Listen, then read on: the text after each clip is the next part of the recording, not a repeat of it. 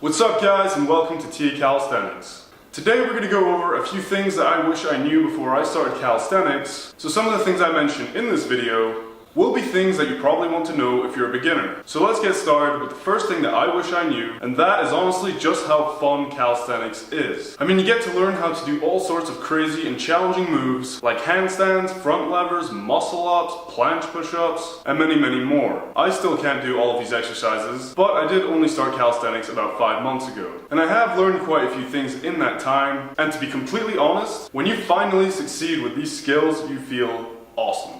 In my personal opinion, it's so much more rewarding to learn how to do a complicated skill than to just increase a number on a bar or on a machine. But like I said, that's just my personal opinion. So the second thing I wish I knew before I started calisthenics is that you have to be very patient with calisthenics. And of course, the same goes for powerlifting and weightlifting, but it's not quite the same thing in terms of how you progress. You see, with weightlifting, your progress is represented by a number, so how much weight you put on a machine or how much weight you put on a bar. And that number will increase over time. But with calisthenics, you pretty much have to change the exercise in order to make it harder. And changing your position for an exercise in order to move on to a more advanced variation can take more time than just adding a few pounds on a bar or on a machine. A good example of that I can think of for myself are handstands. So about 2 months ago, I started practicing my handstands, and I honestly couldn't do it freestanding at all. I needed the wall to assist me, and I thought that it was going to be impossible and that it would take a year of training or maybe even more to finally get it. But 2 months later, or today, I can do freestanding handstands, and I keep improving every time I practice and train for them. The next thing I wish I knew is that with calisthenics training, you have so much more freedom with your training.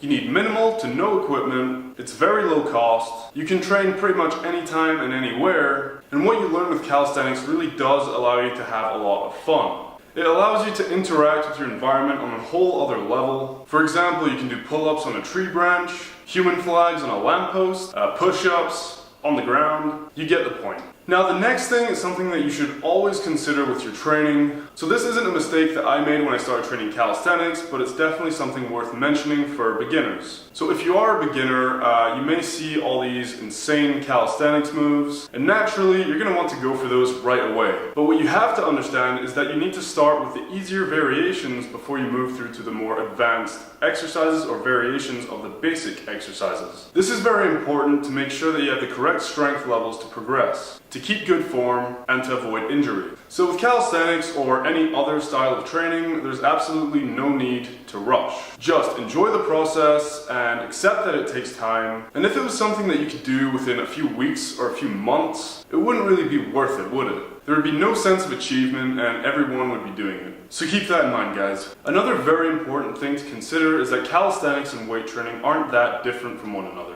You have to understand that your body doesn't know the difference of you lifting your body weight or lifting an external weight. All your muscles know is that resistance is resistance. So your approach to calisthenics training really shouldn't be any different in terms of training frequency, training time, how much you eat and how you eat in your diet, and how much you sleep. Everything is the same. The only thing that changes are the exercises. Now for the final thing that I wish I knew, or that you should know if you're a beginner, is that you always have to keep practicing the basic exercises, so your push-ups, dips, squats, and pull-ups. Although you'll eventually be strong enough to do more advanced variations of these basic exercises, it's always good to keep a strong foundation and always practice perfect form with these basic exercises. This way you can translate those skills to the more advanced exercises. So that's it, guys. That's 6 things that I wish I knew, or that you should know if you're a beginner before you start calisthenics. I really hope this video helped and that these points will kind of give you an idea of what to expect when you're starting your training. And if this video did help you out and you did enjoy it, please leave a thumbs up. Don't forget to subscribe for more videos. I will be leaving my social media links in the description below if you want to check out my Facebook and Instagram. And of course, if you have any questions, don't hesitate to drop a comment below and I'll get back to you as quickly as I can. Anyway guys, until next time, stay strong, peace out.